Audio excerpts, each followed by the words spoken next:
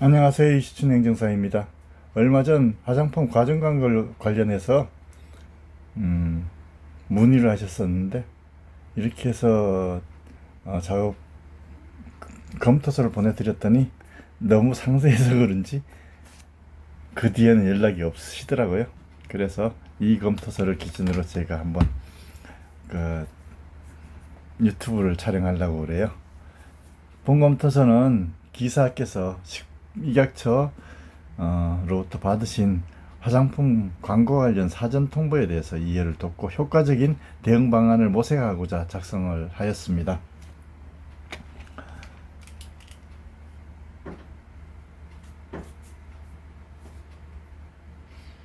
식약처의 행정처분 사례, 관련 법령, 행정심판 재결례 및 판례 등을 종합적으로 청구하였으며 실제 처분 문서나 사안의 구체적인 내용에 따라 최종 의견은 달라질 수 있음을 미리 알려드립니다. 따라서 반드시 관련 서류를 함께 검토하시어 최종 의견을 확정하시기를 권고드립니다.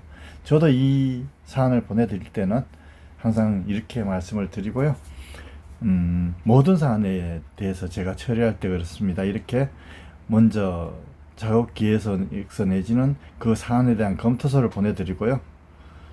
그러고 나서 의뢰가 들어오면 거기에 따라서 작업을 시작하는데, 많은 경우에는 제가 보내드린 검토서만 보고 이해가 되시는지 그 뒤에 그 홀로 처리를 하시는 경우가 많은 것 같습니다. 사안 개요는요, 현재 화장품 광고에서 부당한 광고, 즉 과장 광고를 한 것으로 식약처 현장 점검 및 사전 통보를 받으신 상황이었어요. 아직 처분이 확정되진 않았으나 화장품법 제13조의 부당한 표시 광고 행위 금지 위반을 사유로 이미 나오셔서 통지를 받은 상태예요. 이에 대한 주요 문의사항은 다음과 같습니다.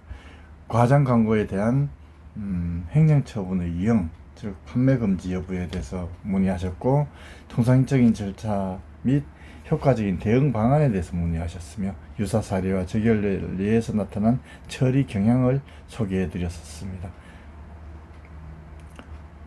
위 질문들을 중심으로 관련 법령, 사례 및 재결례를 종합적으로 검토해서 아래와 같이 상세하게 설명을 드립니다. 먼저 관련 법령 및 고시를 살펴보게 되면, 화장품의 표시 광고는 소비자의 합리적인 선택을 돕고 오인 혼동을 방지하여 건전한 시장 질서를 확립하는 데 중요한 역할을 합니다. 이에 화장품법 및 관련 고시는 화장품의 표시 광고에 대해 엄격한 기준을 적용하고 있습니다.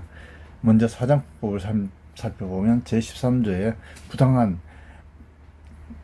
표시 광고는 엄격히 금지하며, 그 내용은 주로 다음과 같습니다. 제13조 부당한 표시 광고의 금지와 관련해서 누구든지 화장품에 대해서 다음 각호의 어느 하나에 해당하는 표시 광고를 하여서는 아니 된다라고 규정하고 있는데요. 그 구체적인 내용은 거짓, 과장되거나 소비자를 기만할 우려가 있는 표시 광고, 질병의 예방, 치료에 효능이 있다고 표방하는 광고, 심의를 받지 아니하거나 심의 결과에 따르지 아니한 광고, 이러한 광고는 표시해서는 안 된다는 의미이고요. 특히 기사의 경우에는 제1호 거짓, 과장되거나 소비자를 기만할 우려가 있는 표시 광고에 해당한다고 통보를 받은 것으로 보입니다. 위 규정을 위반할 경우 화장품법 제36조에 따라 행정처분이 부과될 수 있어요. 화장품법 위반에 따른 행정처분 규정은 식약처 고시를 살펴보게 되면, 화장품법 위반에 따른 행정처분 규정이 식약처 고시에는 화장품법을 위반하는 경우 부과되는 구체적인 행정처분의 기준을 명시하고 있어요. 과장광고, 허위 과장광고 등에 해당되는 처분 기준은 다음과 같습니다.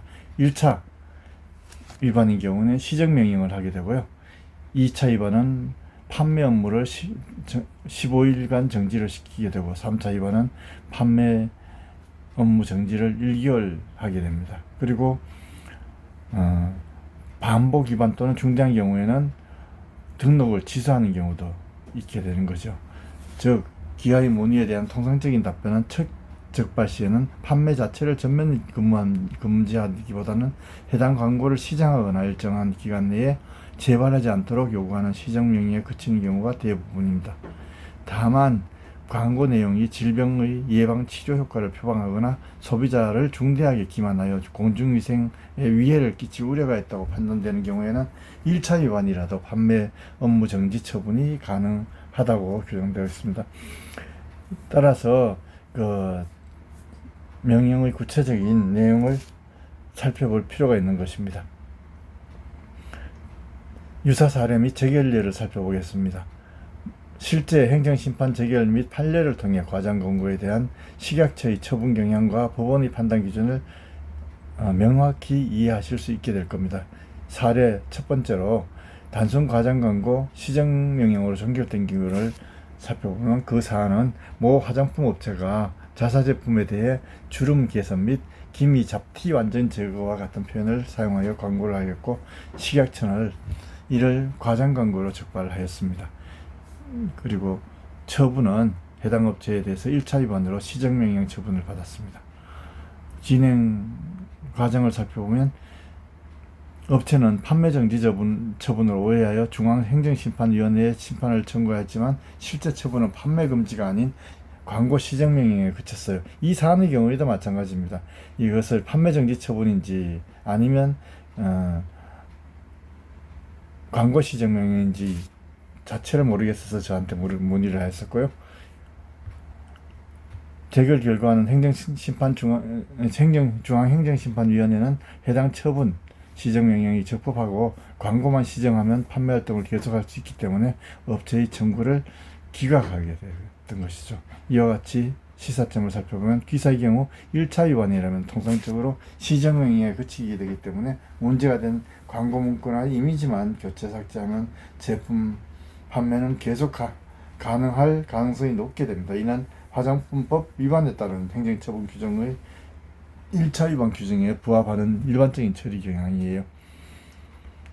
두 번째 사례로 치료 효과 표방, 즉 판매 업무 정지 처분이 내려진 경우를 살펴볼게요. 사안은 한 화장품 업체가 광고에서 피부질환 치료 효과를 명확히 표방하여 광고를 하는 경우이죠.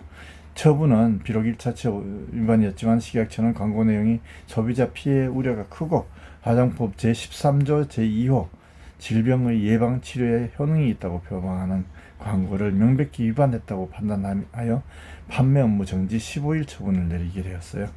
판결은 대법원 2017두 48949의 화장품이 의약품의 효능을 표방한 점은 중대하며 소비자의 건강에 미칠 수 있는 영향이 크다고 판시하여 식약처의 판매 업무 정지 처분이 적법하다고 확정한 판례가 있어요. 이 재결례의 시사점을 살펴보면 단순히 과장된 표현을 넘어 질병의 예방 치료 효과를 강조하거나 의약품으로 오인될 수 있는 내용의 광고를 한 경우에는 1차 위반의 경우라도 즉각적인 판매 업무 정지 처분을 받을 수 있음을 특히 주의해야 합니다. 이 경우와 관련해서는 아마 미용실에서 샴푸나 그런 관련 상품을 판매하는 경우에도 적용될 수 있겠죠. 그리고 사례 3은 시정명령 불이행의 경우에 업무정지로 단계가 상승된 경우를 살펴보겠는데요. 사안의 내용은 한 화장품 업체가 과장 광고로 적발되어 시정명령을 받았음에도 불구하고 동일하거나 유사한 문제의 문구를 재차 광고에 사용을 하였을 경우입니다.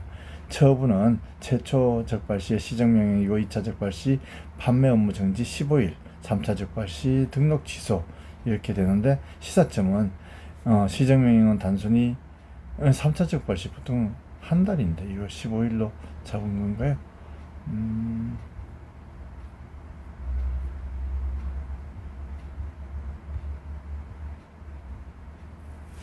여기에 1차 위반 시정명령 2차 요 15일 3차 위반 정지 12개월 그리고 중대한 경우에 등록 취소인데 이걸 반복 중대한 경고라고 받겠네요. 시정명 불이행을 했으니까 그렇게 됐네요. 자, 시사점은 시정명령은 단순한 권고가 아니라 행정처분의 일종이며 이를 성실히 이행하지 않을 경우 곧바로 판매 정지 등 더 중한 처분으로 단계가 상승할 수 있습니다. 사전 통보를 받으신 현 시점에 문제된 광고를 즉시 중단하고 시정하는 것이 매우 중요합니다. 통상적인 절차 및 대응 방안으로 기사에서 현재 받으신 단계는 행정처분 전 사전 통지로 판단됩니다. 이는 행정절차법에 따라 처분 대상자에게 의견 진술의 기회를 부여하는 절차입니다. 통상적인 절차 외에 이에 따른 권고사항은 다음과 같습니다. 통상적인 절차, 예를 들어서 통상적인 절차는 사전 통지로 청문 의견 제출 기회를 부여하게 되는데, 식약처는 기아에게 처분 내용을 사전에 통지하고 이에 대한 의견을 제출하거나 청문에 참여할 기회를 제공하는 것이죠. 이때 의견서 제출 또는 청문에 참여하게 되면 기아는 통지된 처분 내용에 대해 자신의 주장 내용과 소명 자료를 담은 의견서를 제출할 수 있게 되고요. 청문 절차에 직접 참여하여 구두로 이와 같은 사항을 소명할 수도 있게 되는 겁니다. 이렇게 되면 최종 처분 결정 및 통보를 식약처는 기아의 의견에 대해서 자세히 검토한 후 최종적인 행정처분을 결정하고 이를 서면으로 통보하게 되는 것이죠. 이 단계도 상당히 중요합니다. 그리고 이의신청 또는 행정심판, 행정소송의 경우 최종 처분에 대해서 불복이 있는 경우 처분 통지일로부터 일정한 기간 내에 이의신청 또는 행정심판 또는 행정소송을 제기하여 구제를 요청할 수 있게 되고요. 이때는 집행정지도 같이 신청을 해서 본인한테 유리한 때 업무정지나 영업정지를 받을 수 있도록 하는 절차가 필요하죠. 권고사항은 현재 사전 통보 단계에서 기아의 적극적인 대응이 처분 수위를 결정하는 데 결정적인 영향을 미칠 수 있어요. 즉시 광고 행위를 중단하는 것이 가장 중요해요. 문제가 된 광고 문구나 이미지, 영상 등을 즉시 모든 매체에서 중단 또는 삭제하십시오. 이는 개선 의지를 보여주는 가장 확실한 방법이에요. 자료 취합 및 분석을 식약처로부터 받으신 사전 통지서 원문, 문제가 된 광고 자료, 캡처 또는 인쇄물, 그리고 관련 내부 검토 자료, 광고 제작 과정이나 광고 내용 결정 사유 등을 모두 모아 철저히 분석하십시오. 그리고 전문가의 의견서를 작성하게 되는데, 문제가 된 광고가 화장품법 위반에 해당하는지 여부라든가 위반 정도, 그리고 기사의 소명 내용을 명확하게 정리한 의견서를 작성하십시오. 이때 객관적인 근거 자료를 첨부하여 주장의 신뢰성을 높이는 것이 매우 중요하죠. 예를 들면 해당 성문의 효능에 대해서 연구 논문이라든가 해외 유사 제품의 광고 사례 등 단 법규 위반이 아님을 증명할 수 있는 자료를 위주로 소명을 하시면 됩니다. 그리고 적극적인 개선 의지를 표명하는 게 필요한데요. 의견서에 현재 광고를 즉시 중단하고 향후 재발 방지를 위한 구체적인 시정 방안, 예를 들면 광고 제작 프로세스를 개선한다든가 내부 심의라든가 담당자 교육을 실시한다는 등의 내용을 상세히 명시해서 제출하시는 것이 필요합니다. 적극적인 개선 의지를 보여주는 것은 처분 경감에 긍정적인 영향을 미치는 경우가 많습니다.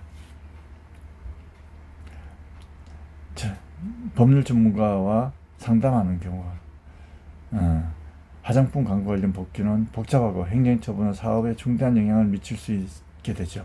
초기 단계부터 관련 법률 및 행정 전문가와 상담하여 최적의 대응 전략을 수립하는 것을 강력히 권고합니다.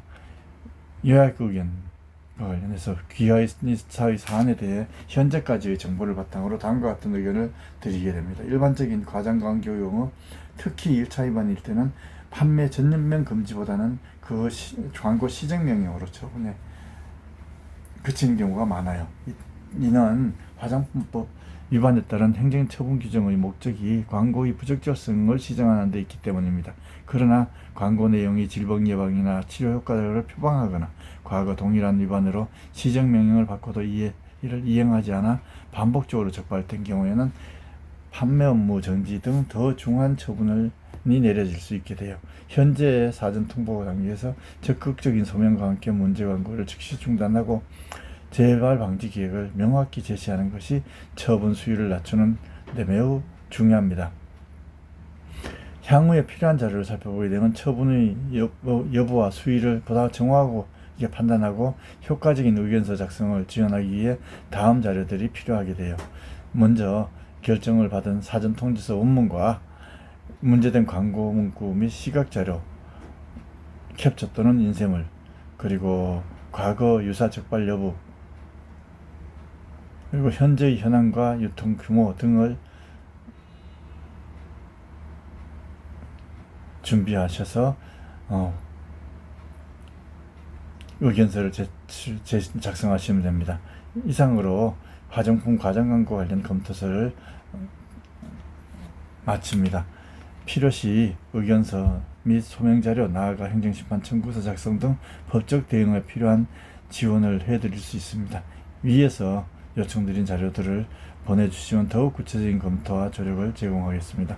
궁금하신 점이 있다면 언제든지 문의해 주세요. 저는 이시춘 행정사였습니다.